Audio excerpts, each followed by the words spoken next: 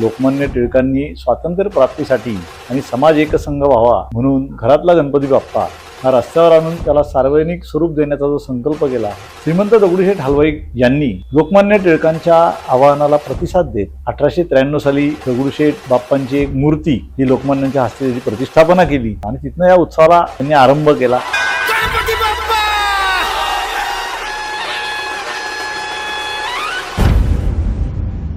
गणपती बाप्पा म्हणजे काय? मुघल पुराणामध्ये गणेश या शब्दाचा अर्थ गणपती बाप्पाचं जे रूप आहे, त्याचं जे मुख आहे ते गजमुख आहे. खालचा जो शरीराचा भाग आहे तो देवतांसारखा किंवा आपल्या मानवांसारखा आहे. म्हणजे सगुण आणि निर्गुण या दोन्हींवर ज्यांची सत्ता चालते ते गणेश आहेत असं मुघल पुराण सांगतं. बदलत्या काळाप्रमाणे जे आता मोठमोठाले स्पीकर झालेले आहेत, जसे लोक व्यसन करून मिरवणुकीमध्ये नाचतात, या गोष्टींना तुम्ही कसं बघतात? आम्ही स्वतः या डीजे डॉल्बी याच्या विरोधात आहोत, कारण त्यांनी लोकांच्या आरोग्याला धोका आहे. बरोबर. त्यामुळे त्या गोष्टींवर बंधन आलं पाहिजे. जे लेझर लाईट्स आहेत त्याला देखील बंधन आलं पाहिजे, बंदी आली पाहिजे. दगडूशेठच्या वतीने 1987 साली 11 महिलांच्या माध्यमातून बाप्पांचं सामूहिक अथर्वशीर्ष पठण आणि महाआरती ही महिला भगिनींच्या हस्ते सुरू केली. आज 31,000 महिला भगिनी बाप्पांच्या समोर ऋषी पंचमीच्या दिवशी भव्य आपल्या मातृशक्तीचं दर्शन त्या ठिकाणी घडत असतं. देवाचे सर्व षोडशोपचार करून दानपेटीमध्ये जो निधी येत होता 25% हा देवाच्या धार्मिक कार्यासाठी बरोबर आणि 75% समाजातल्या घटकांसाठी वापरण्याचा निर्णय तेव्हापासून या आमच्या विश्वस्तांनी घेतला. आमच्या विषयी अपप्रचार देखील काही वेगळ्या प्रवृत्तीच्या मंडळींनी केला आणि देवाचे दागिने घाण ठेवले अशी अफवा पसरवली. परंतु समाजाने आमच्यावर विश्वास ठेवला. 2024चा जो आता हा गणपती महोत्सव आहे, यामध्ये भाविक काय एक्सपेक्ट करू शकतात? त्या दिवशी आपण जे हिमाचल प्रदेश मधलं जटोली शिव मंदिर याची प्रतिकृती बनवलेली आहे, ते एशियातलं सर्वात उंच असं मंदिर आहे. की भगवान शंकरांनी गंगा जेव्हा पृथ्वीवर अवतरित झाली तेव्हा जटेमध्ये तिला धारण केलं ते स्थान आहे. की माझ्या देशातल्या समृद्ध आणि विविधतेने नटलेल्या परंपरांचा पाईक होण्याची पात्रता माझ्या अंगी यावी म्हणून मी सदैव प्रयत्न करीन. गणेशोत्सव कार्यकर्ता ती प्रतिज्ञा जगत असतो.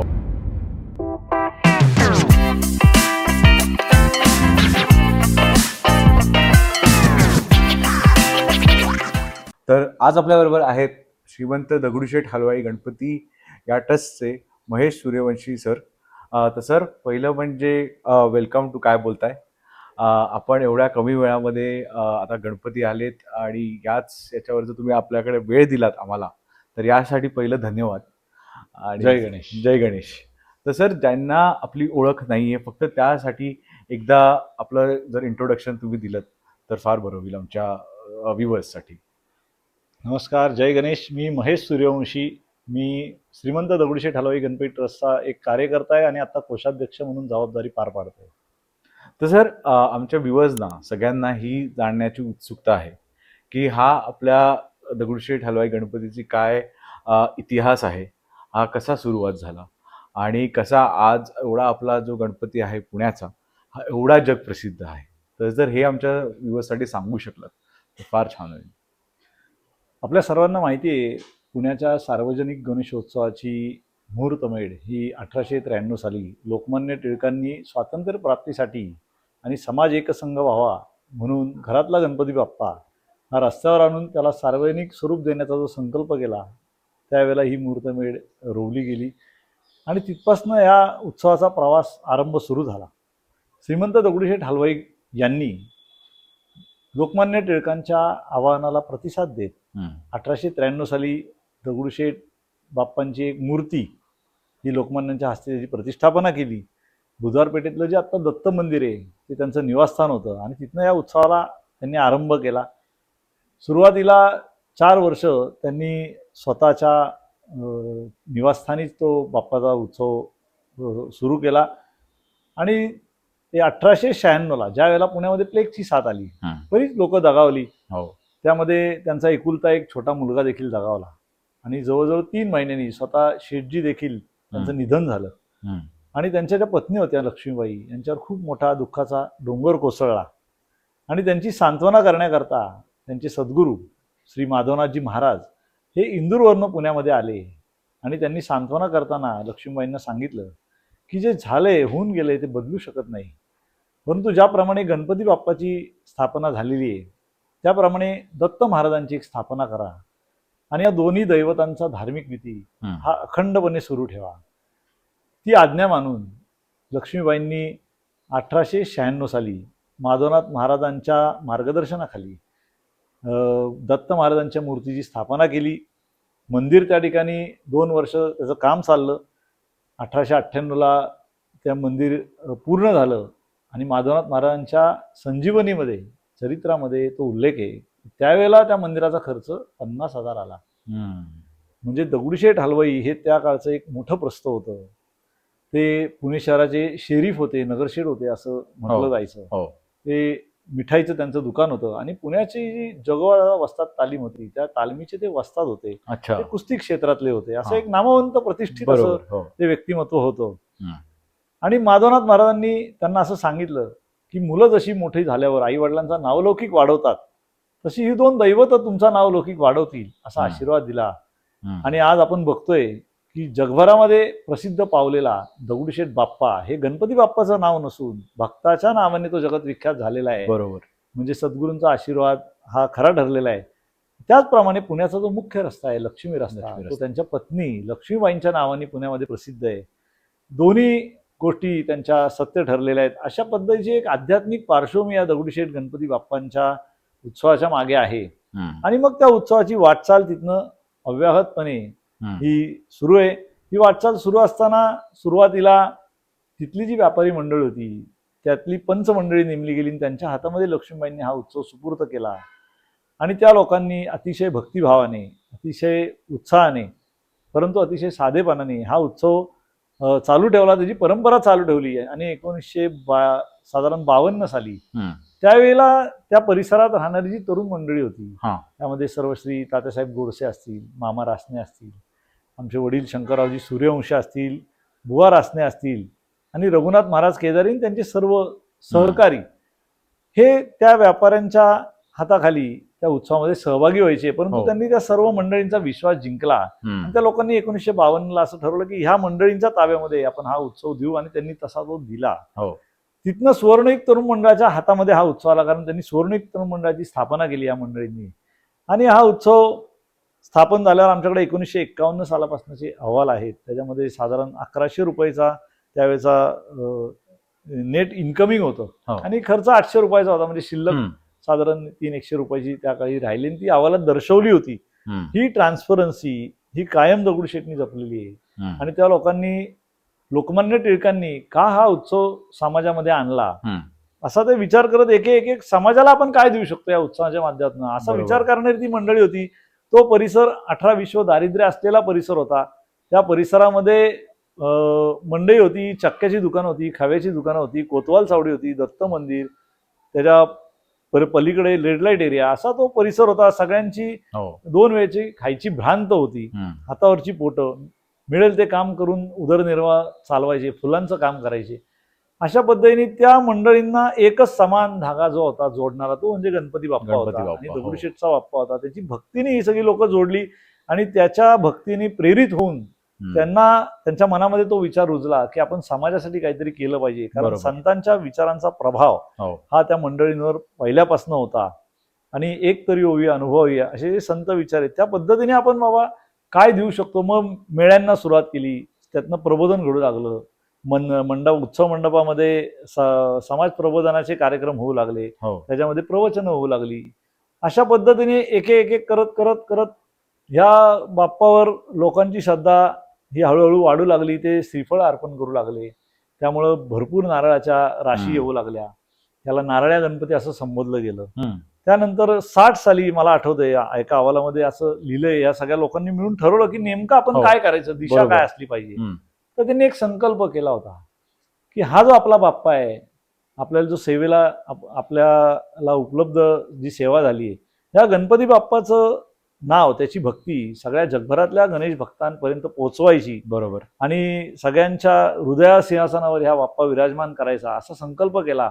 आणि आज जर बघितलं तर त्या सगळ्या पिढीच्या अपार कष्टातून, त्यांच्या परमश्रद्धेतून आज हा गणपती बाप्पा जगत विख्यात झालेला आहे. जगातले सर्व गणेश भक्त या बाप्पांच्या दर्शनाला येत असतात.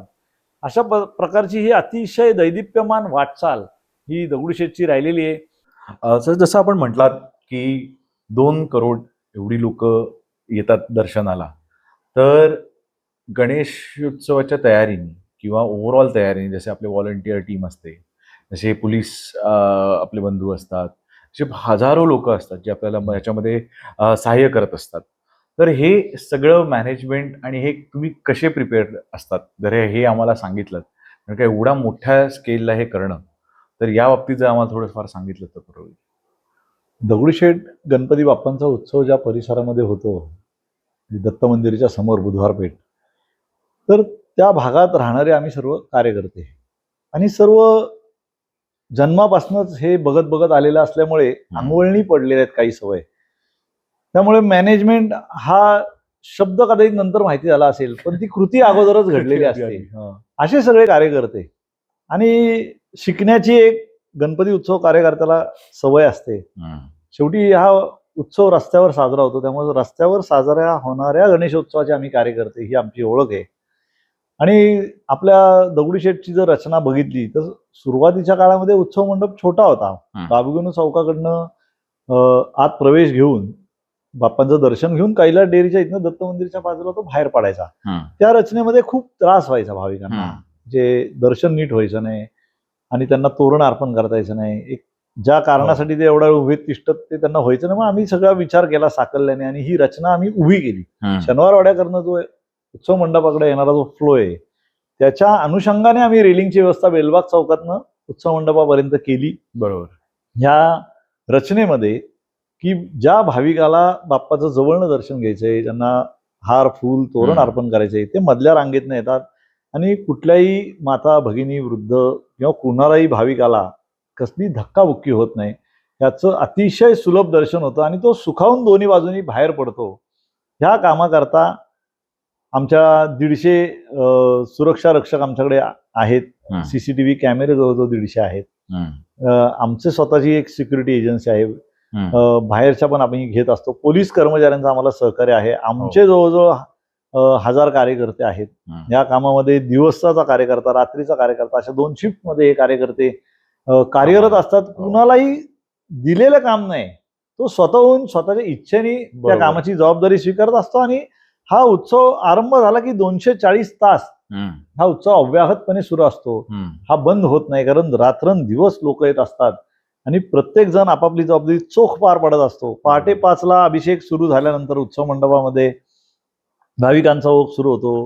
गणेशाग सुरू असतात, त्यानंतर आरत्या सुरू असतात, मान्यवर येत असतात, बाप्पाला भोग लावलेले असतात. त्यानंतर रात्री संध्याकाळची आरती 8 ते 9:15 मध्ये असते. संध्याकाळी जास्त लोकांचा ओघ वाढतो. मग त्याच्यामध्ये समाजामधले पण ज्या सामाजिक संस्था आहेत त्या संस्थांचे प्रतिनिधी देखील तिथे मदत करायला येत असतात. हा सगळ्यांचा मिळून एक टीमवर्क आहे. बरोबर. आणि त्यामुळे तो उत्सव अतिशय चांगल्या पद्धतीने होतो. आणि मूळ जो गाभा आहे की भक्त एवढ्या लांबून का येतो, तर बाप्पाचं अतिशय चांगलं सुलभ दर्शन घडावं आणि ते दर्शन त्याला घडतं त्या ठिकाणी, म्हणून तो सुखावून जातो. कारण आपला जो रस्त्याची विड्थ आहे शिवाजी रस्त्याची, ही पूर्ण ऑक्युपाय केलेली असते बरोबर लोकांच्या थव्याने. आणि पोलिसांचं पण खूप मोलाचं सहकार्य असतं. मध्ये मध्ये रस्त्या दोऱ्या लावून ते मॉब अडवतात, मग थोड्या वेळाने सोडतात गर्दीच्या वेळेला. आणि या अतिशय आवश्यक अशा गोष्टी आहेत. यातनं गर्दीचं मॅनेजमेंट हे शिकता येतं आपल्याला. लोक जे भक्तिभावाने येत असतात त्यांना तोरणहार कसा प्रसाद द्यायचा, कुणाचं काय तक्रार आली, कुणाचं काय झालं तर काय करायचं. अख्ख्या परिसरामध्ये जवळजवळ आपले 12 पुण्यातल्या प्रतितयश रुग्णालयातले डॉक्टर 24 तास तिथं सेवेकरता उपलब्ध असतात. 3 रुग्णवाहिका आपल्या त्या ठिकाणी उपलब्ध असतात. पाणी, वॉशरूमची व्यवस्था सगळी आपण केलेली आहे. इन्फॉर्मेशन सेंटर एक आपण केलेलं असतं. पोलीस मदत केंद्र त्या ठिकाणी असतं. सर्व ज्या ज्या आवश्यक त्या सुविधा आहेत त्या सगळ्या तिथं चोख आपण केलेल्या असतात. आणि पुणे आणि पिंपरी चिंचवड मधल्या सगळ्या गणेश भक्तांचा विमा, 50 कोटी रुपयांचा विमा, हा सामाजिक बांधिलकी म्हणून दगडूशेठ हलवाई गणपती ट्रस्टच्या वतीने दरवर्षी गणपती उत्सवामध्ये हा आपण उतरवत असतो. त्या दृष्टीने सुरक्षा ही चोख ठेवण्याचा आपण मानवी दृष्ट्या प्रयत्न करतो. शेवटी सुरक्षा ही बाप्पाच करणार आपली. खरंय. तो विघ्नहर्ता आहे, विघ्न येऊन देणार नाही तो. आणि आपण आलेल्या प्रसंगातनं कार्यकर्ता शिकत जातो. त्या दृष्टीने ही दगडूशेठची सुरक्षेची रचना ही सगळ्या कार्यकर्त्यांच्या सगळ्या सगळ्यांच्या सहकार्याने ही त्या ठिकाणी घडत असते. बरोबर सर, पण जसं तुम्ही म्हटलात 240 तास म्हणजे 10 दिवस सलग, तर ही जगातली मला वाटत नाही कुठली इव्हेंट कंपनी हे कार्य कधी पण असं हे पूर्ण करू शकेल. म्हणजे कोणाला जरी आपण एवढं मोठ्या लेवलला, कारण 2 कोटी लोक आणि या वर्षी तर असा अंदाज आहे की याच्याहून जास्ती लोक येणार आहेत. पण सर माझा प्रश्न असा आहे की हा जो भव्य देखावा असतो याची संकल्पना करणं किंवा ह्या सगळ्या आपल्या जसं मॅनेजमेंट तुम्ही म्हटलात हे एखाद्या MBA किंवा इव्हेंट मॅनेजमेंट कंपनीलाही न जमणारं काम आहे. तर या गोष्टी कशा संकल्पना होतात, त्याची कशी रचना होते आणि या कशा एक्झिक्यूट होतात? तुम्ही जे म्हणालात इव्हेंट कंपनी आणि गणेशोत्सवाचा कार्य यामध्ये फरक आहे. गणेशोत्सव कार्यकर्ता स्वेच्छेने काम करतो, बरोबर, त्याला कुठलाही मोबदला त्यातनं नको असतो. इव्हेंट कंपनी हे प्रोफेशनल आहे, पैसे घेऊन काम करणारी कंपनी, त्यात त्यांचा दोष नाही. पण गणपती उत्सवाचा कार्यकर्ता हा उत्सव साजरा करतो, हा इव्हेंट नाहीये. लोकांना वाटत असेल, पण त्यात जो काम करणारा कार्यकर्ता आहे हा कार्यकर्ता म्हणून काम करत असतो आणि त्याचं ते पद कुणीच हिरावू शकत नाही, कारण ते पद अमर हे गणपती बाप्पांनी त्याला दिलेलं आहे. त्यामुळे तो इतकं त्याच्यामध्ये समरसून जातो की त्याचा स्वतःचा व्यवसाय असेल, त्याची नोकरी असेल, ती 10 दिवस तो सगळी कामं बाजूला ठेवून त्याच्यामध्ये उतरतो आणि त्याच्या घरातले लोक देखील त्याला सहकार्य करत असतात, परिसरातले लोक सहकार्य करत असतात. म्हणून हा उत्सव हा मांगल्याचं आणि उत्साहाचं प्रतीक बनलेला आहे, ऊर्जेचं प्रतीक बनलेलं आहे. कारण इव्हेंट कंपन्या इव्हेंट साजरा करू शकतात, मॅनेज पण करू शकतात, बरोबर, परंतु स्वेच्छेने काम करणारे कार्यकर्ते कुठनं निर्माण करणार? बरोबर, त्याची प्रेरणा ही गणपती बाप्पा आणि त्याची भक्ती आहे, निव्वळ त्याच्यामुळे ते घडू शकतं. आणि ह्याची जी सुरुवात होती गणेशोत्सवाची ती त्याच्या सजावटीपासून होते. आणि सजावट कुठली करायची, श्रीमंत दगडूशेठ हलवाई गणपती बाप्पांच्या बाबतीमध्ये हा डिसिजन आम्ही जानेवारी महिन्यामध्ये याचा विचार करत असतो. देशातले कुठलं मंदिर यावेळेला घ्यायचं, मागच्या वेळेला कुठली मंदिरं घेतली होती, जेणेकरून आपल्याला त्या त्या राज्यांमधल्या जनतेची ही जोडणी आहे महाराष्ट्राच्या जनतेशी, त्या दृष्टीने तो विचार असतो आणि त्या मंदिरांची रचना त्या ठिकाणी आपण करत असतो. आणि प्रत्यक्ष एकदा डिझाईन फायनल झाल्यानंतर त्याची अंमलबजावणी ही जून पासून आपण करतो. आपल्याला 90 दिवस ते 100 दिवस पूर्ण करण्यासाठी हे लागत असतात. जवळजवळ 101 कारागीर या कामामध्ये व्यस्त असतात. तो कला दिग्दर्शक जसं सांगेल त्याप्रमाणे ते कार्य होतं. मंडपवाला असतो, स्ट्रक्चरल डिझायनर यामध्ये इन्क्लूड असतात, कारण ते आपली उंची जास्त असल्यामुळे स्ट्रक्चरल डिझायनरच्या सर्टिफिकेट शिवाय तो मंडप आपला पूर्ण होऊ शकत नाही. मंडपवाला आला, लाईटवाला आला, सजावटवाला आला, असे अनेक घटक त्यामध्ये इन्व्हॉल्व असतात. रंग देणारा व्यक्ती आला आणि त्यांना सगळ्यांना कोऑर्डिनेट करणारी आमची एक यंत्रणा, व्यवस्थापकीय यंत्रणा, अशा सगळ्यांच्या समन्वयातनं तो देखावा उभा राहत असतो. आणि त्याचा परिणाम हा गणेशोत्सवामध्ये लोकांचं आकर्षण तो ठरत असतो. या दृष्टिकोनातनं दगडूशेठच्या देखाव्यांची योजना ही अव्याहतपणे सुरू आहे आणि भारतातल्या विविध मंदिरांच्या प्रतिकृती या दरवर्षी आपण सादर करत असतो. आपला प्रतिज्ञा आपण जी शाळेमध्ये म्हणत असतो की माझ्या देशातल्या समृद्ध आणि विविधतेने नटलेल्या परंपरांचा पाईक होण्याची पात्रता माझ्या अंगी यावी, म्हणून मी सदैव प्रयत्न करीन. गणेशोत्सव कार्यकर्ता ती प्रतिज्ञा जगत असतो, म्हणून तो इव्हेंट कंपनी आणि त्याची तुलना होऊ शकत नाही. आणि त्यामुळे हा उत्सव एवढा लोकांच्या प्रशंसेला पात्र ठरलेला आहे. कारण एवढे कोट्यवधी लोक येत आहेत, काहीतरी चांगलं आहे म्हणूनच ते येत आहेत. ह्यामध्ये त्रुटी निश्चित असतील, परंतु चांगलं आहे म्हणून इतके 132 वर्ष हा उत्सव कार्यकर्त्यांच्या बळावर, त्यांच्या जीवावर हा उत्सव टिकलेला आहे आणि ती श्रींचीच इच्छा आहे. खरंय खरंय. नाही सर, फारच छान तुम्ही सांगितलं की एखादा म्हणजे जसं तुम्ही म्हटलं इव्हेंट कंपनी सॅलरी देऊन पण, महागड्या सॅलरी देऊन पण हे जे भावाने जे भावभक्तीने जे केलेलं काम असतं ते त्याला कधीच मॅच करू शकत नाहीत. तर सर जसं आता आपल्याकडे एवढे आता वेगवेगळ्या देशातनं लोक येतात, जसं जर्मनीवरनं, स्पेनवरनं, थायलंडवरनं, बँकॉकवरनं, फुकेटवरनं, आणि तिकडे पण आपली भरपूर मंदिरं आहेत बाहेर देशात. तर सर हे कसं समीकरण झालेलं आहे? हा बाप्पा आपला ग्लोबल आहेच, पण हा ग्लोबली एवढं कसं काय प्रख्यात झालेला आहे? आपल्या गणपती बाप्पांची मूर्ती हीच शास्त्रीय दृष्ट्या परिपूर्ण अशी आहे आणि त्याची रचना त्यांनीच करून घेतलेली आहे. त्यामुळे येणारा भक्त त्याच्या समोर आल्यानंतर तुम्ही मागाशी म्हटल्याप्रमाणे तो जे काय अगदी मागायला जरी आलेला असेल तरी तो विसरतो आणि ते आपलं ध्येय आहे. सगळंच विसरणे आणि त्याच्याशी एकरूप होणे हे आपलं ध्येय तो आपल्याला दाखवत असतो. परंतु प्रवास आपल्याला त्याप्रमाणे करण्याची प्रेरणा तो देत असतो.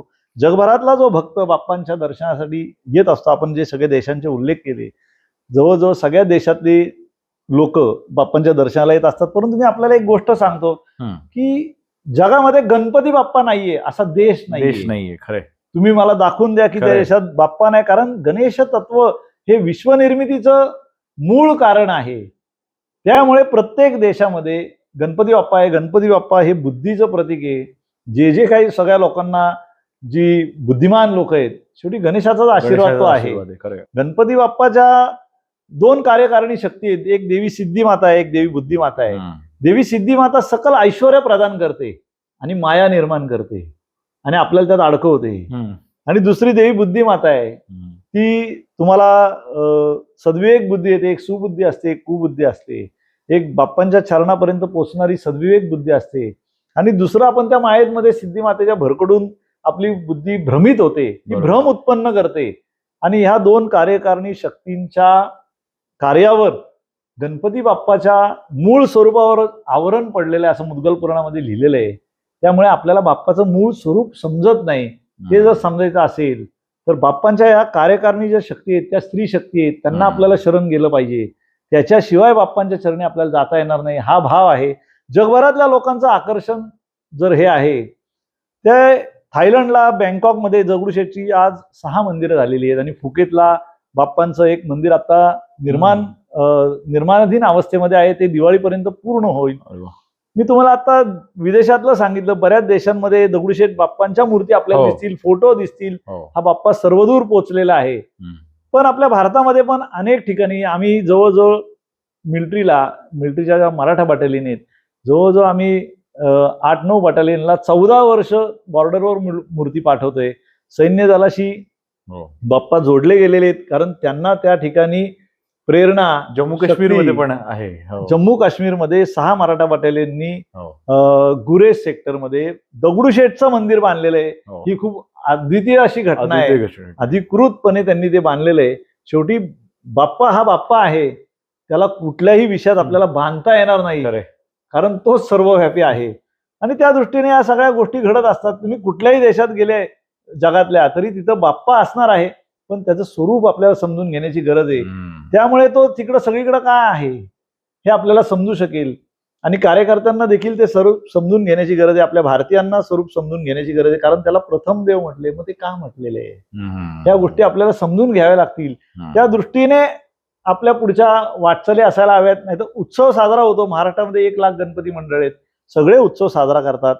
प्रत्येकाचे जर आपण 20-25 कार्यकर्ते जरी धरले तरी 20 लाख तरुणांची फौज आहे. समाजातले जे ज्ञानवंत आहेत, कीर्तिवंत आहेत, जे समाजाला दिशा देऊ शकतात, त्यांनी या उत्सवामध्ये सहभागी व्हावं आणि या तरुणांना दिशा देण्याचं काम करावं आणि आपला भारत देश ह्या भारताच्या प्रगतीमध्ये यांचं योगदान करून घ्यावं. त्यावेळेलाच आपला देश विश्वगुरू बनेल, आत्मनिर्भर बनेल आणि गणेशोत्सवाचं खूप मोलाचं योगदान या विषयामध्ये राहील असं माझ्यासारख्या कार्यकर्त्याला वाटतं.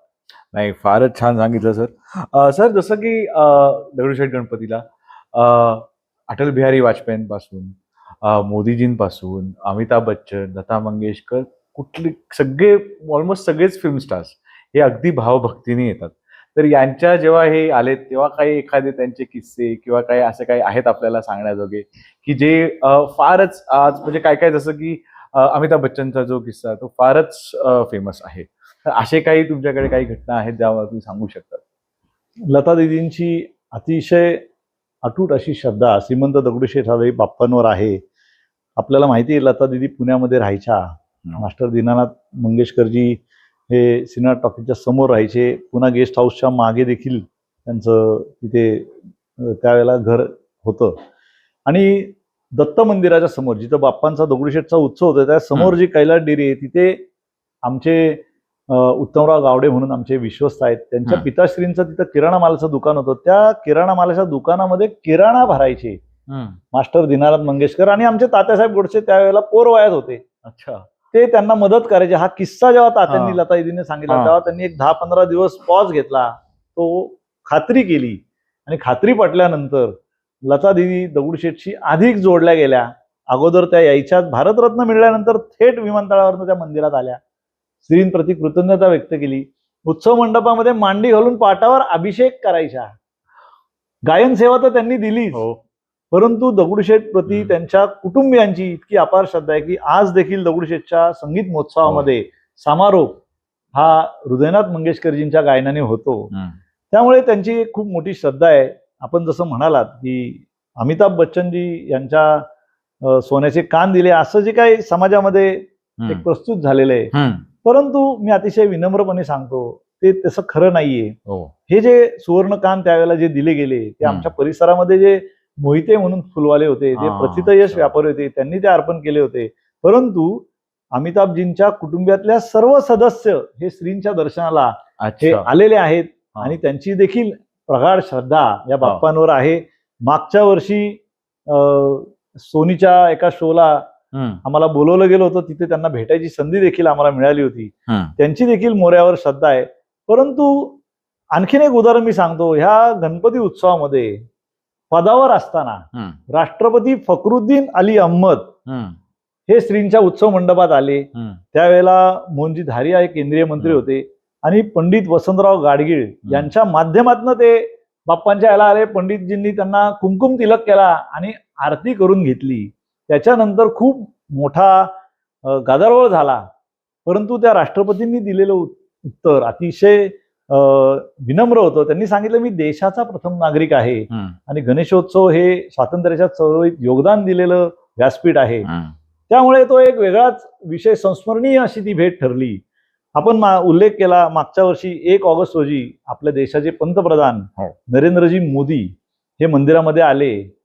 जवळजवळ 35 मिनिटं ते मंदिरामध्ये होते. त्यांनी अभिषेक पूजा केली, बाप्पांची आरती केली, थोडक्यात ट्रस्टचा कार्याचा आढावा घेतला आणि बाप्पांवर त्यांची देखील किती श्रद्धा आहे त्यांना सगळं आम्ही स्वतःच्या डोळ्यांनी ते पाहिलेलं आहे. सर्व विचारांचे लोक हे दगडूशेठच्या दर्शनाला येतात. जे येत नाही त्यांना दगडूशेठचं कार्य मान्य आहे. ससून हॉस्पिटलमध्ये रोज 3000 पेशंटला जो जेवण आपण ट्रस्टच्या वतीने देतो ते सर्व जाती धर्माच्या लोकांना देतो. ते कार्य ज्या लोकांना देव मान्य नाही त्या लोकांना ते कार्य मान्य होतं. त्यामुळे एक प्रकारे बाप्पांना जरी ते दर्शनाला येत नसले तरी बाप्पांचं कार्य त्यांना मान्य आहे. म्हणून मी म्हणलं की बाप्पा हा 360 आहे. आपण ज्या वेळेला समाजामध्ये भेदाभेद होता, स्पृश्य अस्पृश्यतेचे काळ होता, त्यावेळेला एका भंगी जोडप्याच्या हस्ते बाप्पांची आरती दगडूशेठनी करून घेतली. त्यावेळेलाही समाजात खूप टीका झाली. दुसरी गोष्ट तुम्हाला सांगतो की दगडूशेठच्या होम ज्या वेळेला दुष्काळ पडला होता त्यामुळे लक्ष मोदकाचा हवन करण्याचा संकल्प केला. त्यावेळेला समाजातनं टीका आली की लोकांना खायला नाही तुम्ही होमात जात आहे. तर आम्ही काहीच केलं नाही, लोकांनी आणून दिले.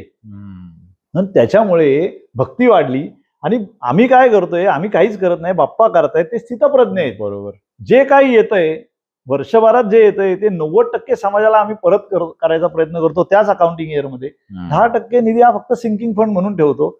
जो आहे रे वर्ग आहे तो बाप्पाला देतोय आणि आमचं विश्वस्त म्हणून एवढंच कर्तव्य आहे, जो नाही रे वर्ग आहे, जो उपेक्षित वर्ग आहे त्याच्यापर्यंत बाप्पांचा हा प्रसाद आशीर्वाद पोहोचवायचं काम हे ट्रस्टच्या वतीने मानव सेवेच्या रूपाने अव्याहतपणे सुरू आहे. फारच छान सांगितलं सर. जसं पूर्वी पारंपरिक गणपती महोत्सव आपण साजरा करायचो तसं आपण अजूनही घरी करतो, पण बदलत्या काळाप्रमाणे जसे आता मोठमोठाले स्पीकर झालेले आहेत, जसे लोक काहीही म्हणजे व्यसन करून मिरवणुकीमध्ये सामील होतात, नाचतात, काहीतरी कारणाने ते काहीतरी एखादा सीन करायचा प्रयत्न करतात. तर या गोष्टींना तुम्ही कसं बघतात? कारण काय की हे घटक फार चुकीचे आहेत आणि हे समाजाला कुठेतरी चुकीकडे घेऊन चालले आहेत. तर यावर तुमचं काय म्हणणं आहे सर? सार्वजनिक पुण्यातला गणेशोत्सव हा 132 वर्षाची वाटचाल पूर्ण करत आलेला आहे आणि त्या उत्सवाचं वैशिष्ट्य असं आहे की त्यांनी बदल स्वीकारलेत आणि तो बदल स्वीकारल्यामुळे तो उत्सव एवढी वाटचाल करू शकला. नाहीतर एवढ्या मोठ्या संख्येने लोक इथे येणार नाहीत. बरोबर. त्रुटी ह्या कायमच असू शकतात आणि असणारच आहेत, परंतु त्या त्रुटींवर उत्तर शोधायचं काम हे गणेशोत्सव मंडळांचे कार्यकर्ते, पदाधिकारी आणि सगळे संचालक त्यांनी करावं, ते करत असतात. आपल्याला मी 2-3 उदाहरणं येतो. अगोदर खूप मोठ्या प्रमाणामध्ये गुलाल खेळला आहे, परंतु समाजामध्ये प्रबोधन होऊन कार्यकर्त्यांना त्या भूमिका समजावून आज गुलालाचं प्रमाण अतिशय नगण्य आहे. त्यामुळे चांगल्या लोकांनी समजावलं कार्यकर्त्यांना तर ते ऐकतात, त्यांना त्यातली धोका लक्षात येतो. त्याचप्रमाणे मधल्या काळामध्ये गणेशोत्सवाला जे ओंगळ स्वरूप प्राप्त झालं होतं त्या दृष्टिकोनातनं आपण जसं म्हणला की व्यसनाधीनता होती, अभक्ष्य भक्षण केलं जायचं, त्याला मांगल्याचं पावित्र्याचं स्वरूप प्राप्त व्हावं म्हणून दगडूशेठच्या वतीने 1987 साली 11 महिलांच्या माध्यमातनं बाप्पांचं सामूहिक अथर्वशीर्ष पठण आणि महाआरती ही महिला भगिनींच्या हस्ते श्री अरुणराव भालेराव आणि शुभांगीताई भालेराव यांच्या माध्यमातून सुरू केली. आज 31,000 महिला भगिनी बाप्पांच्या समोर ऋषीपंचमीच्या दिवशी हे एकत्र येतात आणि सामूहिक उपासना त्यातनं घडते, एक सामुदायिक ऊर्जा घडते आणि भव्य आपल्या मातृशक्तीचं दर्शन त्या ठिकाणी घडत असतं.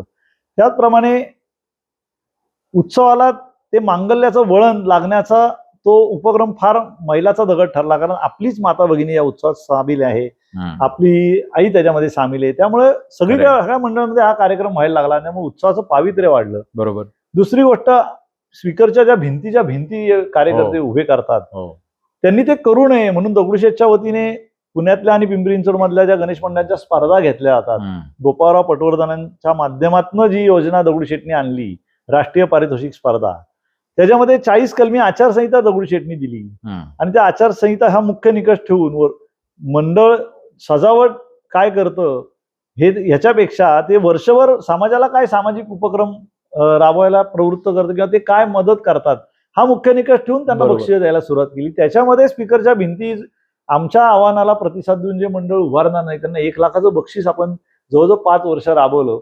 त्यातनं त्या भिंती कमी झाल्या आणि पारंपरिक वाद्यांना आपण प्रोत्साहन दिलं. बरोबर. परंतु आत्ताच्या काळामध्ये विषय असा झालाय की टेक्नॉलॉजी अद्ययावत झालेली आहे. छोट्या स्पीकरमध्ये ते छोटं युनिट बसवतात आणि तो मोठ्या भिंतींचा आवाज त्यातनं येतो. बरोबर आहे. आणि दुसरी गोष्ट, ढोल ताशांची जी पथकं छान वाढली त्यातनं तरुणाई या उत्सवामध्ये सहभागी, खूप पॉझिटिव्ह गोष्ट झाली. परंतु संख्या, कारण मिरवणुकीला लागणारा विलंब ह्याच्यामध्ये देखील त्याच्यामध्ये आत्मपरीक्षण करायची गरज आहे. परंतु कायद्याच्या संदर्भामध्ये जो 75 डेसिबल हा आवाज त्यांनी अलाउड केलेला आहे, कार्यकर्त्यांना आम्हाला असं वाटतं की मग मॅन्युफॅक्चरिंग मध्येच आपण ते बंधन का नाही घालत. बरोबर आहे. ते जेणेकरून कायद्याचं उल्लंघनच कोणाचं होणार नाही. 365 दिवस सार्वजनिकरित्या जे स्पीकर लागतात, किंबहुना त्यांनी जर दुष्परिणाम होत असतील तर अगदी पब मध्ये पण जे लागतात 75 डेसिबलच्या वर नसावेत म्हणून मॅन्युफॅक्चरिंग मध्ये जर हे बंधन आणलं तर योग्य राहील. आणि कुठल्या शेवटी गणेशोत्सव कार्यकर्ता मंडळ स्पीकरला हा एंड युजर आहे. खरंय. तुम्ही त्याला पकडण्यापेक्षा तो कायदा जर त्याच्यात आपल्याला करता आला, बंधन घालता आलं तर ते सर्वांच्या सोयीचं असेल. कुणालाच आवडत नाही. 80% गणपती मंडळांना ते पटत नाही. जे काय आमचे 20% बांधव ते करतात, कुठल्या तरी ते कदाचित वेगळ्या विचारातनं करत असतील, पण त्यांच्याशी संवाद जर साधला गेला, समाजातल्या चांगल्या लोकांनी त्यांना व्हिजिट्स केल्या तर कदाचित परिवर्तन होऊ शकतं. बरोबर. त्यामुळे परिवर्तनाला निश्चितपणे स्कोप आहे. परंतु आम्ही स्वतः या डीजे डॉल्बी याच्या विरोधात आहोत, कारण त्यांनी लोकांच्या आरोग्याला धोका आहे. बरोबर. त्यामुळे त्या गोष्टींवर बंधन आलं पाहिजे. जे लेझर लाईट्स आहेत त्याला देखील बंधन आलं पाहिजे, बंदी आली पाहिजे. कारण ज्या लोकांना गोष्टी अपायकारक ठरतील आरोग्य त्या नसाव्यात उत्सवामध्ये, आणि जे चांगलं आहे ते समाजापर्यंत अधिक व्यापक यावं, तुमच्या माध्यमातून देखील ते व्यापक यावं, जेणेकरून लोकांना चांगलं काय ते देखील कळेल. आणि जे काय आपल्याला चुकीचं वाटतंय त्याच्यामध्ये करेक्शन करण्यासाठी, शेवटी करेक्शन करायचे असेल त्याला पर्याय द्यायला लागतो. बरोबर. तो पर्याय देखील आपण सुचवला पाहिजे. म्हणून ही 132 वर्षाची जी समृद्ध वाटचाल आहे गणेशोत्सवाची, ही का आहे तर ह्याच्यात चांगलं अधिक आहे.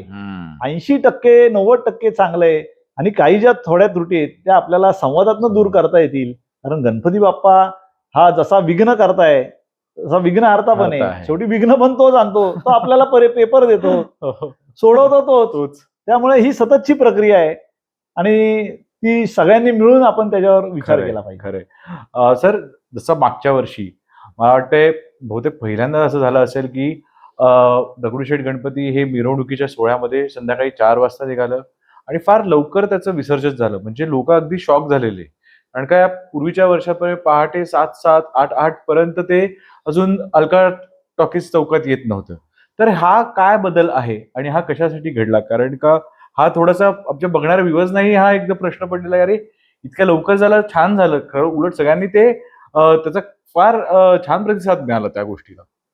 60-65च्या काळामध्ये पुण्यामध्ये एक दंगल झाली होती. त्या वर्षी दगडूशेठचा बाप्पा दुपारी 2:30 वाजता निघाला मंडईच्या बाप्पाच्या मागे आणि 4-4:30ला याचं विसर्जन झालं होतं. आणि दगडूशेठचा गणपती गेल्यानंतर त्यावेळेची अशी पद्धत होती की हो. मिरवणूक संपते. संपते, कारण मागे कुठलंच मंडळ हो. नसायचं. कालांतराने मंडळ वाढली लक्ष्मी रस्त्याला, हो. आपण पण तो आग्रह ठेवला नाही. भाऊ रंगारी मंडई दगडूशेठ असा तो क्रम शेवटचा होता. आणि हा आपण अनेक वर्ष ही परंपरा जपली जोपासली. परंतु 2022 साली दगडूशेठच्या बाप्पांचं दर्शन घेण्यासाठी रात्रभर लोकांची रांग ही अलकाडॉकी चौक, सिटी पोस्ट चौक ते मंदिर, त्यानंतर आप्पावळण चौक ते मंदिर, शनिवारवाडा ते मंदिर, पासोड्या विठोबा मंदिर ते दगडूशेठ मंदिर आणि जोगेश्वरीच्या बोळातनं ते मंदिरापर्यंत एकाच पॉइंटला कॉन्सन्ट्रेट झाला तो गर्दीचा फ्लो. त्याच्यामुळे अभूतपूर्व कोंडी झाली आणि पोलीस दल देखील हातबल झाला. आम्ही अनेक आमच्या भगिनींना, वृद्धांना, मुलांना मंदिराचे दरवाजे उघडे करून त्यांना रेस्क्यू केलं. परंतु ती भयावह परिस्थिती होती. मिरवणुका चाललेल्या होत्या. मिरवणुकीमध्ये जी बाहेरनं पुण्यात आलेली जी तरुणाई आहे ती सिगरेट फुकट गाण्यांवर नाचत होती. त्यामुळे बदनाम पुण्याचा गणेशोत्सव होता. आणि दगडूशेठच्या बाप्पांना प्रत्यक्ष मिरवणुकीमध्ये सहभागी व्हायला बेलबाग चौकात 8 वाजले.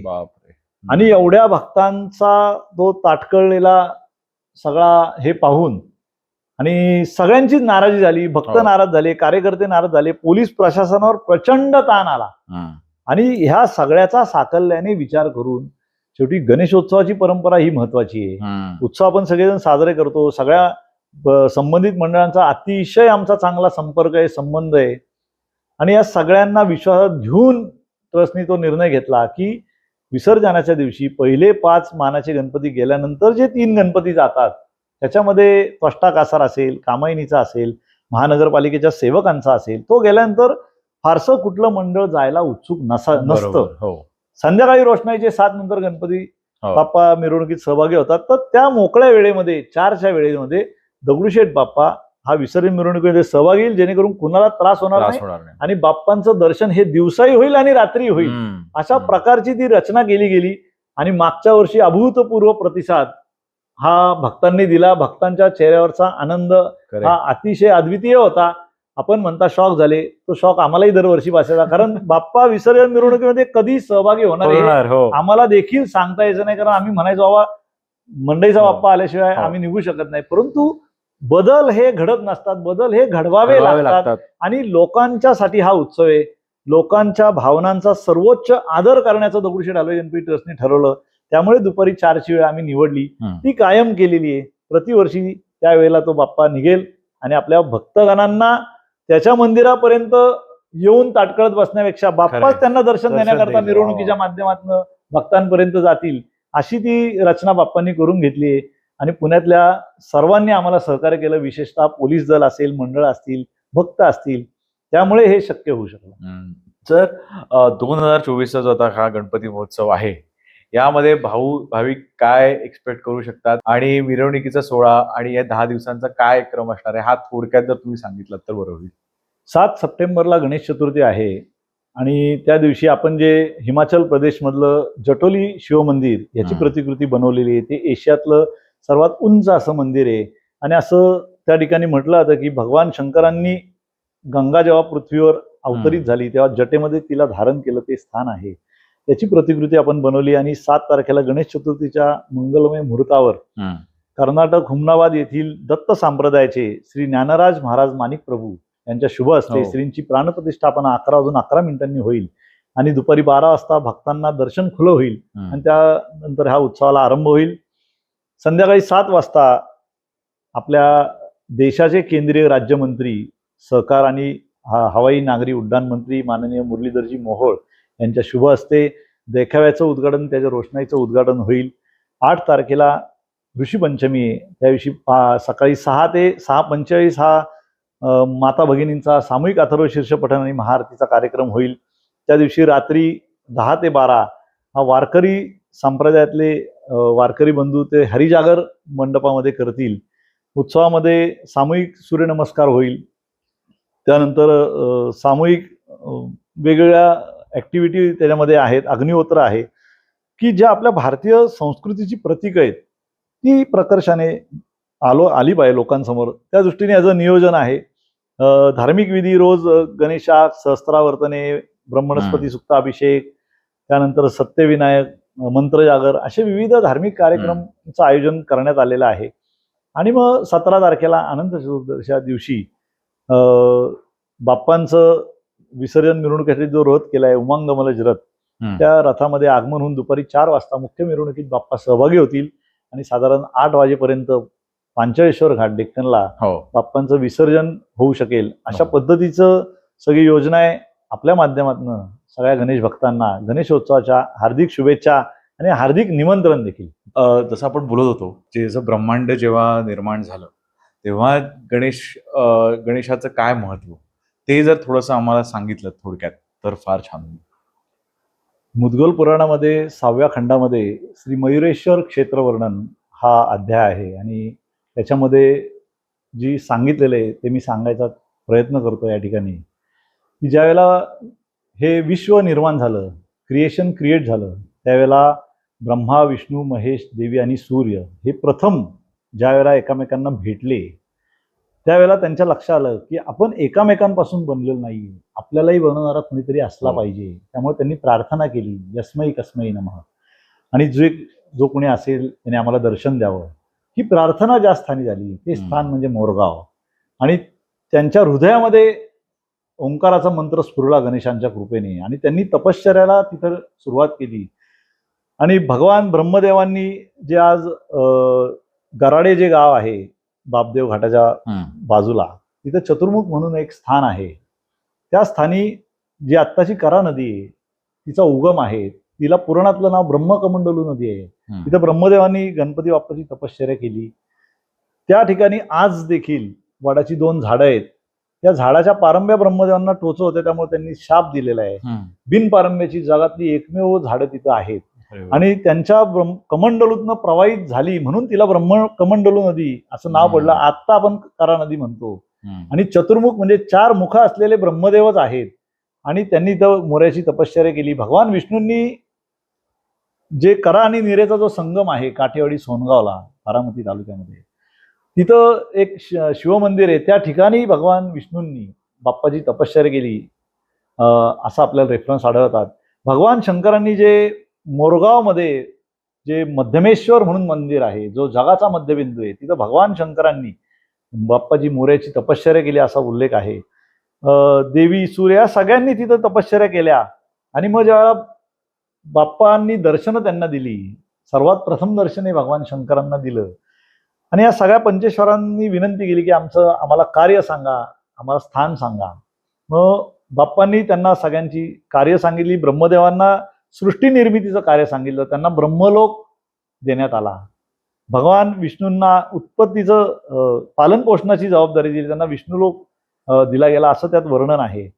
भगवान शंकरांना संहाराची जबाबदारी दिली आणि त्यांना कैलास लोक दिला. देवीला शक्ती सामर्थ्य देण्याचं आणि जगाला मोहून टाकण्याचं कार्य दिलं आणि तिला शक्तिलोक देण्यात आला. आणि त्याचप्रमाणे भगवान सूर्य हे यांना हे आत्मा आहेत, त्यांना जीवन देण्याचं कार्य दिलं गेलं आणि त्यांना सूर्यलोक दिला. आणि हे असं वर्णन केलं की तिथनं त्यांच्या लोकांमध्ये हे देवता गेले.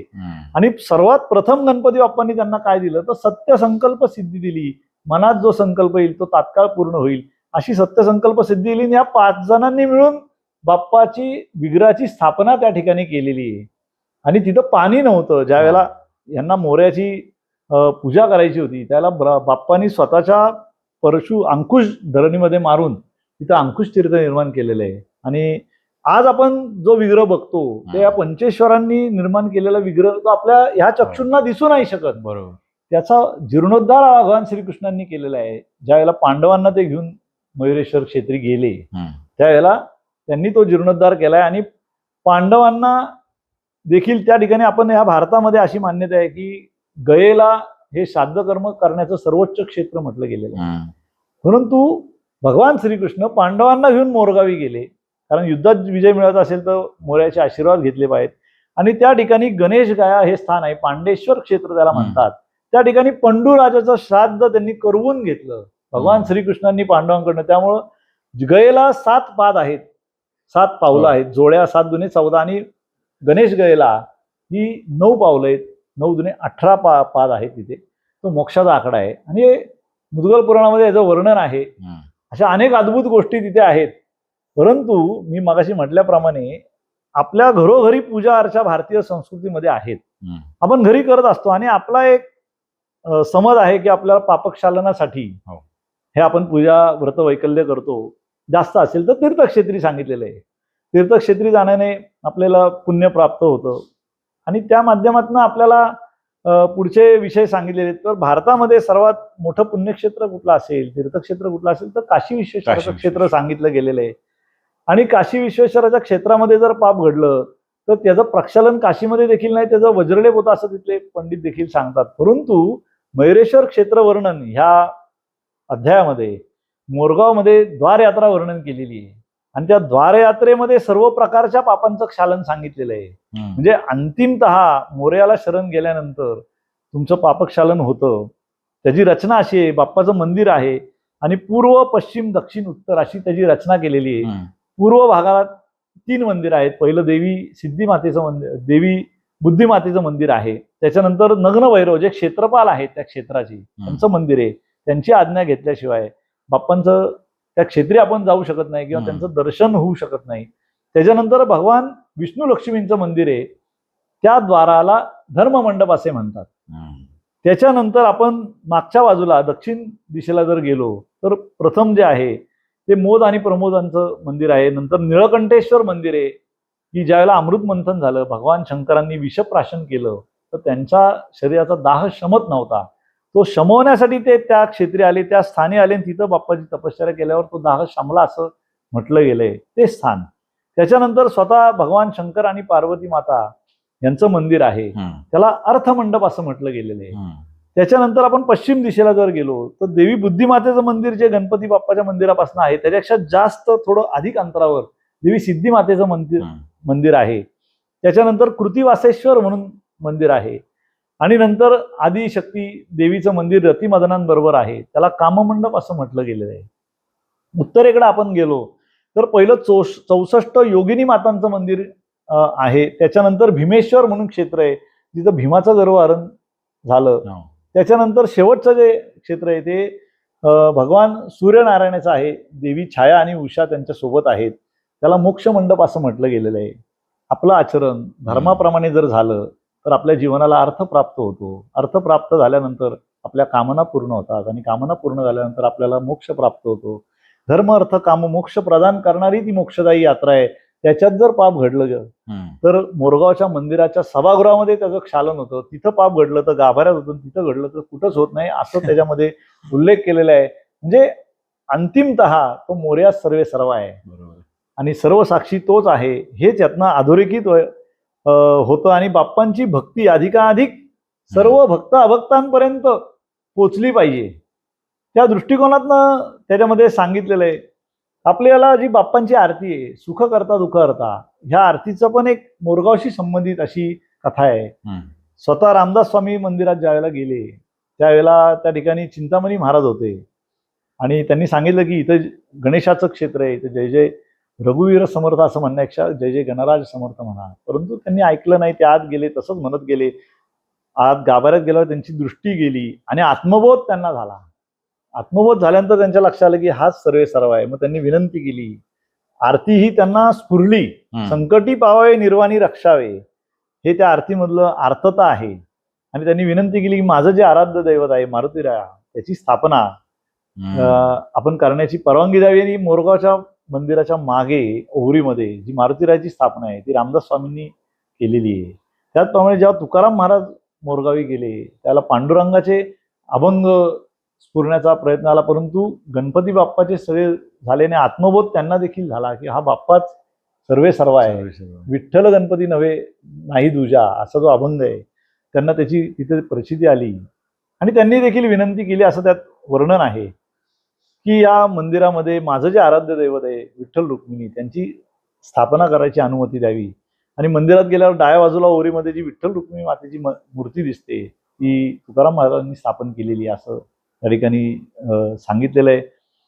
त्यामुळे अनन्य क्षेत्र म्हणजे ह्या भूस्वानंद क्षेत्र असं मोरगावला म्हटलेलं आहे आणि त्याची द्वारयात्रा केल्याने आपल्या जन्मोजन्मींचा सर्व पापांचं क्षालन होईल आणि सायंटिफिक अर्थात जर बघितलं तर हा. एक अमेरिकेचा एक विद्यार्थी होता हम्म.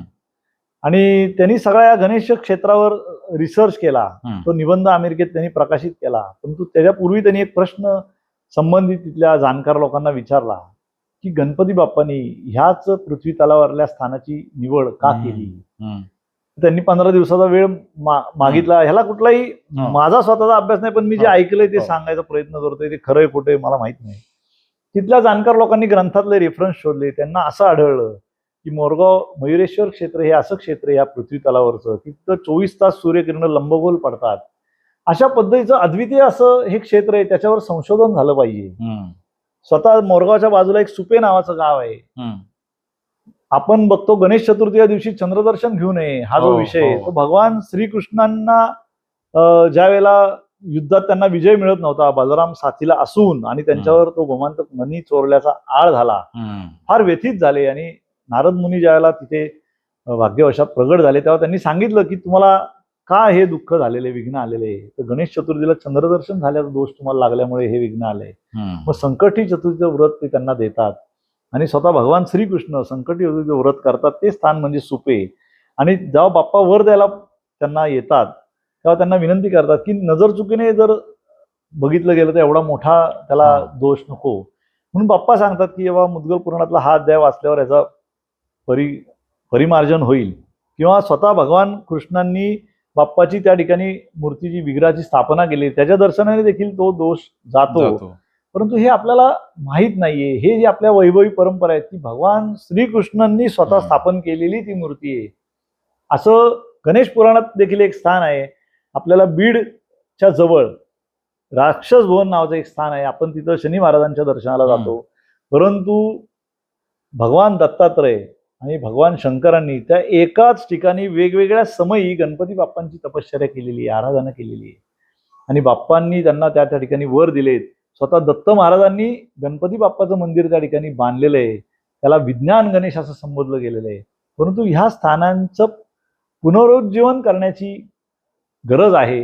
याचं महात्म्य महत्व त्या ठिकाणी अधोरेखित करण्याची गरज आहे. आपली जी समृद्ध आध्यात्मिक जो आपला ठेवा आहे तो आपल्याला समजून घ्यावा लागेल, जाणून घ्यावा लागेल. हे ग्रंथ जर परदेशी लोक अभ्यासत असतील तर मुळात ती आपल्याला जी वारशात आलेली देणगी आहे त्याचा आपण सदुपयोग केला पाहिजे. आणि हा भारत विश्वगुरु का आहे, कायम आहे. किती आक्रमण झाली तरी आहे. आणि किती झाले, किती संकट आली, विघ्न आली तरी परिमार्जन हे इथंच होतं. कारण ही तपोभूमी आहे, ही आपल्या गणपती बाप्पांची भूमी आहे. आणि आपलं सर्वांचं अहोभाग्य कित्येक जन्मांचं असेल की आपल्याला या ठिकाणी जन्म मिळाला या भारत देशात. त्यामुळे गणपती बाप्पाचं स्वरूप समजून घेणं हे आपल्या जीवनाचा एक अविभाज्य भाग असला पाहिजे. आणि तसं आचरण आपलं घडलं गेलं पाहिजे. तेव्हा आपण त्यांच्या चरणी पोचण्याचा मार्ग हा निश्चितपणे प्रशस्त बाप्पांच्याच कृपेने हा होऊ शकतो असं मला वाटतं. सर, आता शेवटचा प्रश्न आहे, गणपती बाप्पा म्हणजे काय? कारण का जसं आपलं दगडूशेठ गणपती आहे तसं आपला भाव, भक्ती, आध्यात्मिक जे रूप आहे ते कसं लोकांना प्राप्त होतं, ते मनातल्या इच्छा पूर्ण होतात, लोकांना जे हवंय ते त्या फक्त मूर्तीला नमस्कार केलं की असं वाटतं की आपल्या आयुष्याचं सार्थ झालं आहे. तर हे काय, हे काय आहे, हे सांगू शकाल आमच्यासाठी? ह्या विषयातला मी तज्ज्ञ नाही, मी एक कार्यकर्ता आहे. परंतु जे जे काही वाचनात आलं, जे ग्रहण करता आलं ते छोटंसं माझ्या अल्पबुद्धीने सांगायचा मी प्रयत्न करतो. मुद्गल पुराणामध्ये गणेश या शब्दाचा अर्थ वर्णन केलेला आहे.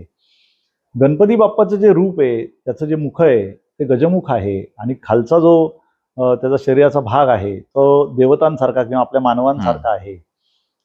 आपल्याला आपल्या इंद्रियांच्या वाणीद्वारे, मनोवाणीद्वारे, मनाच्या वाणीद्वारे जे काही जाणता येतं, जे काही आपल्याला फील करता येतं त्याला आपण सगुण असं म्हणतो. आणि त्याला ग शब्द निर्देशित करतो, जो गणपती बाप्पांचा मुखाच्या खालच्या भागाला निर्देशित केला जातो. आणि बाप्पांचं जे मुखकमल आहे की जे आपल्या मनोवाणीच्या अतीत आहे, जे आपण जाणू शकत नाही, जे निर्गुण आहे, ते निर्गुणत्वाला न हा शब्द निर्देशित करतो. म्हणजे सगुण आणि निर्गुण या दोन्हींवर ज्यांची सत्ता चालते ते गणेश आहेत असं मुद्गल पुराण सांगतं. बाप्पांचं एक नाव वक्रतुंड, वक्रा म्हणजे माया, आणि त्या मायेला नुसत्या फुंकरीने जो ओढून लावतो तो वक्रतुंड. आपण त्याचा शब्दशः अर्थ घेतला तर तो आपल्याला लागणार नाही, परंतु आपल्याला याचा गाभा समजून घ्यायला लागेल. कारण आपण जर बघितलं तर ज्ञानेश्वर माऊलींनी ओम नमोजी आद्या असं म्हटलेलं आहे आणि त्याला ससंवेद्या म्हणजे स्वतःच्याच यांनी त्याचं प्रगटीकरण होत असतं. हे ज्ञानेश्वर महाराजांनी का म्हटलं असेल? तुकाराम महाराजांचा जो अभंग आहे, अकारत ब्रह्मा उकारत विष्णू मकारत महेश मानियेला, हे तीनही देव जेथोनी उत्पन्न तो हा मायबाप गजानन. मग तो शिवपुत्र नव्हे, ह्या तीनही देवांचा उत्पत्ती करता असं त्यांनी म्हटलेलं आहे. मग तुकाराम महाराजांचं आपण कसं खोडू शकणार? त्याचप्रमाणे छत्रपती शिवाजी महाराजांनी स्वराज्य व्हावे ही श्रींची इच्छा, त्यांनी श्रींची इच्छा का बरं म्हटलं असेल याचा विचार करण्याची गरज आहे. त्याचप्रमाणे आपल्याला ह्या लोकमान्य टिळकांनी जो उत्सव दिला त्यांनी गणपती बाप्पाचीच का निवड केली, बरोबर, हा देखील आपल्याला विचार करण्याची गरज आहे. रामदास स्वामींनी त्यांच्या मनाच्या श्लोकामध्ये म्हटलेलं आहे, गणाधीश जो ईश सर्वा गुणांचा, मुळारंभ आरंभ तो निर्गुणांचा. म्हणजे तो जो गणेश शब्द आहे त्याच्याशी हे लागू होतं. आपल्याला कसं आहे की दत्त महाराजांचं आपल्याला माहिती आहे की ब्रह्मा विष्णू महेश या तिघांचा मिळून त्या गुणांचा समुच्चय म्हणजे दत्त महाराज, त्रिगुणात्मक त्रिमूर्ती. परंतु गणपती बाप्पा हा त्वम गुणत्रयात इथं आहे, त्यामुळे त्याचं स्वरूप समजून घेण्याची आवश्यकता आहे. कारण एकट्या शिवपार्वतींच्या घरी मुद्गल पुराणामध्ये वर्णित केल्याप्रमाणे 8 कोटी अवतार गणपती बाप्पांनी धारण केलेले आहेत लीलेच्या स्वरूपामध्ये. शिवपुत्र नव्हे, भगवान शंकर आणि देवी सतीमातेच्या विवाह सोहळ्याला ते उपस्थित होते. आपल्याला कल्पना आहे की रांजणगावला जे क्षेत्र आहे तिथं त्रिपुरासुरा राक्षसाचा वध भगवान शंकरांच्या हातनं होत नव्हता, आकाशवाणी झाली. गणेश स्मरण न करता युद्धावर गेल्यामुळे हे विघ्न आपल्याला आले. भगवान शंकर गणेश स्मरण करतात आणि बाप्पा उपाय सुचवतात आणि तो त्रिपुरासुराचा वध होतो. भगवान शंकरांनी स्वतःच्या हाताने तो विग्रह स्थापन केलेला आहे असं त्या ठिकाणी नमूद आहे. दुसरी गोष्ट, भगवान विष्णूंनी सिद्ध टेकला, मधु आणि कैटब नावाच्या राक्षसाचा वध होत नव्हता. गणेश स्मरण केलं, बाप्पांनी उपाय दिला, वर दिला आणि त्याचा वध झाला. भगवान विष्णूंनी त्या ठिकाणी गणेशाचं क्षेत्र निर्माण केलेलं आहे. ब्रह्मदेवाला सृष्टी निर्मितीच्या कार्यामध्ये विघ्न येत होती हेऊरला, त्या ठिकाणी त्यांनी बाप्पाची तपश्चर्या केली आणि बाप्पा प्रसन्न होऊन त्यांनी ते विघ्न दूर केलं. तसंच पार्वती मातेनी लेण्याद्री क्षेत्री बाप्पांची उपासना केलेली आहे. हे जे ब्रह्मा विष्णू देवी महेश सूर्य पंचेश्वर आहेत या सगळ्यांनी संकट समयी श्रींची उपासना केलेली आहे. देवांचे राजे इंद्रदेव यांनी देखील बाप्पांची तपश्चर्या केली आहे, सर्व ऋषीमुनींनी केलेली आहे, बाप्पांनी कुणाची केलेली नाही. कारण हे सर्व ज्या देवता आहेत ह्या आपण एक एक शब्द ब्रह्म म्हणतो, अक्षर ब्रह्म म्हणतो, नाद ब्रह्म म्हणतो, परंतु श्रुती ब्रह्मणस्पती ही फक्त गणपती बाप्पाला म्हणते. ती का म्हणते याचा विचार आपण केला पाहिजे. आपल्या मानवांपेक्षा देवता ज्येष्ठ आहेत, देवतांपेक्षा इंद्रदेव ज्येष्ठ आहेत, त्यांच्यापेक्षा हे पंचेश्वर ज्येष्ठ आहेत, पण श्रुती ज्येष्ठराज हा शब्द फक्त बाप्पाला वापरते. तो का वापरते याचा आपण अभ्यास केला पाहिजे, याचा विचार केला पाहिजे. त्यातनं आपल्याला गणपती बाप्पाचं स्वरूप समजून येईल आणि आपली भक्ती ही अधिक वृद्धिंगत होऊ शकेल.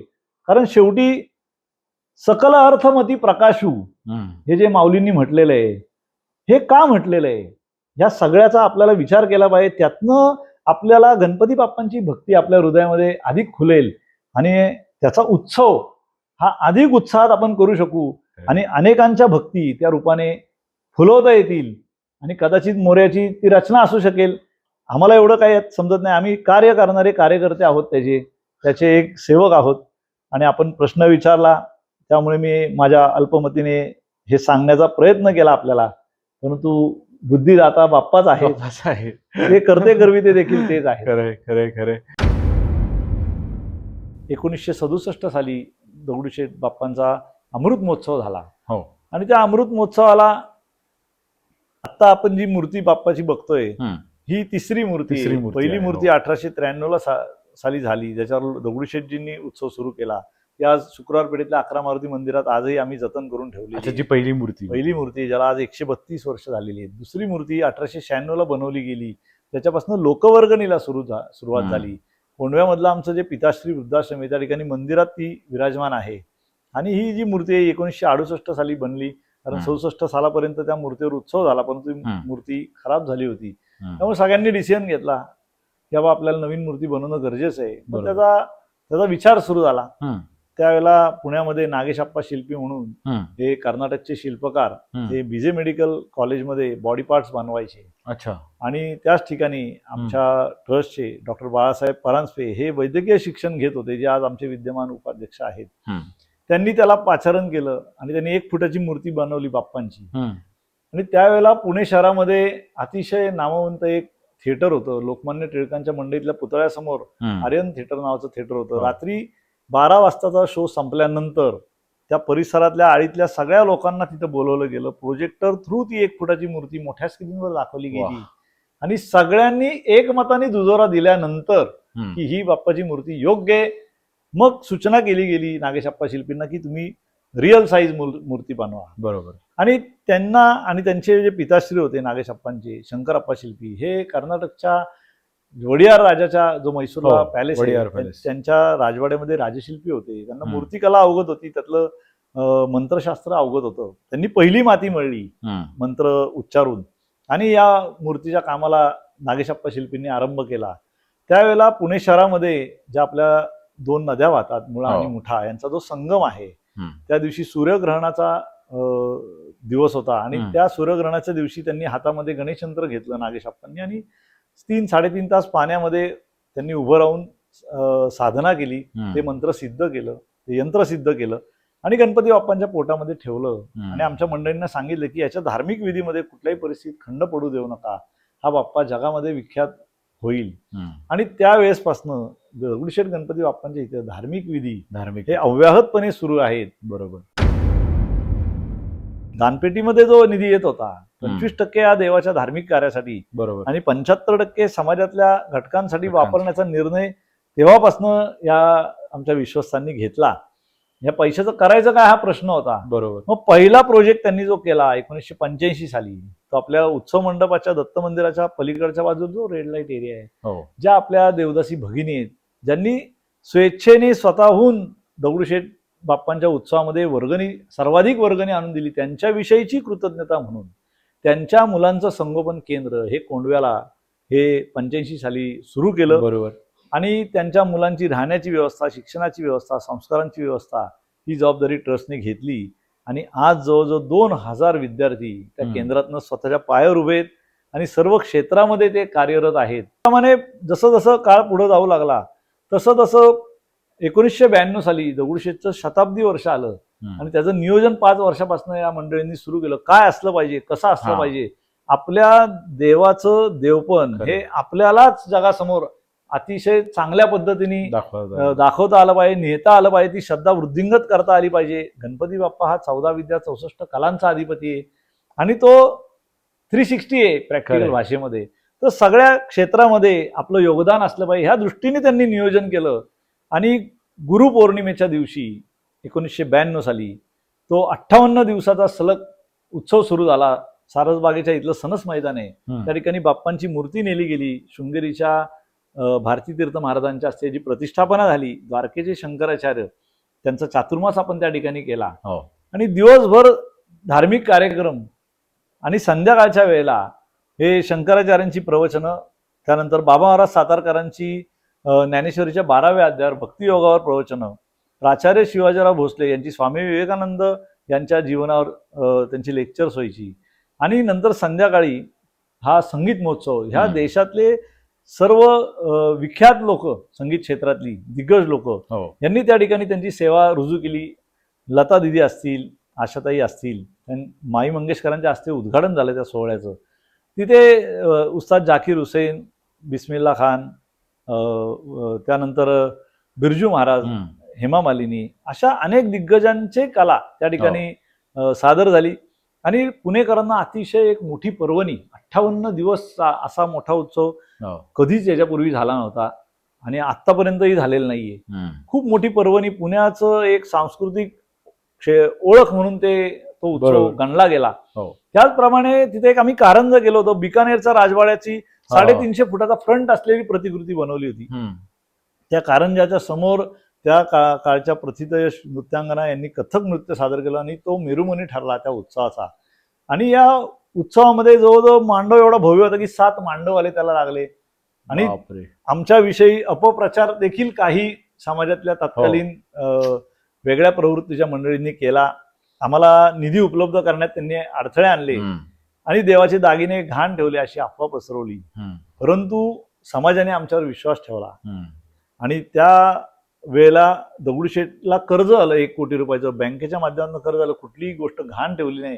परंतु जो विश्वास त्या लोकांचा त्यांचा अंतर्मनात होता की नाही, आपल्या बाप्पाचा उत्सव आहे, ही प्रतिष्ठा बाप्पांची आहे, ही जपली पाहिजे, जोपासली पाहिजे, आपलं काही झालं तरी चालेल, त्यांनी मोठ्या जिद्दीने आणि सगळ्यांनी संघटित होऊन तो उत्सव हा महाउत्सव केला आणि सगळ्या पुणेकरांच्या नाही, सगळ्या महाराष्ट्रातल्या देशातल्या लोकांच्या पसंतीला तो उतरला आणि 5 वर्षात आमचं ते सगळं कर्जही फिटलं गेलं. पण तो पाया ठरला. आज दगडूशेठ तुम्हाला जो दिसतोय त्याचा पाया तो शताब्दी महोत्सव ठरला. बरोबर. सांस्कृतिक याच्यामध्ये सुद्धा दगडूशेठ गुढीपाडवा ते रामनवमी असा संगीत महोत्सव दरवर्षी आयोजित करत असतो. मंदिराचा वर्धापन दिन असतो, त्यामुळे संगीत क्षेत्रातल्या कलाकारांना देखील तिथे सेवा करण्याची संधी मिळते. वारी गेल्यानंतर चातुर्मासानिमित्त समाज प्रबोधन करण्यासाठी आपण प्रवचनाचे आणि कीर्तनाचे कार्यक्रम घेत असतो.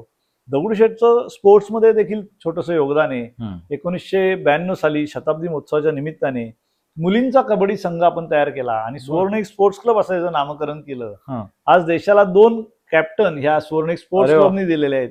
सुमती पुजारी ही पहिली कॅप्टन आहे देशाची आणि दुसरी दीपिका जोसेफ जी आज खेळतीये. अशा 2 कॅप्टन आपण दिल्या. हिंद केसरी स्पर्धा ह्या 2 वेळा दगडूशेठनी नॅशनल टायटल घेतलंय. कारण दगडूशेठजी हे वस्ताद होते, कुस्ती क्षेत्राशी निगडीत होते. त्यांच्या प्रति कृतज्ञता म्हणून आपण त्या पद्धतीने केल्या. आमच्या मंदिरामध्ये जी सिक्युरिटी आहे, सुरक्षा रक्षक आहेत, ते देखील वेगवेगळ्या तालमीचे पैलवान आहेत. ती दगडूशेठजींना मानवंदना देण्याचा एक आमचा प्रयत्न आहे. त्याच पद्धतीने आपण कबड्डीची देखील 2 वेळा नॅशनल टायटल घेतलेली आहे. खो खोची घेतली. त्या दृष्टिकोनातून खेळामध्ये एक छोटंसं योगदान देण्याचा आमचा प्रयत्न आहे.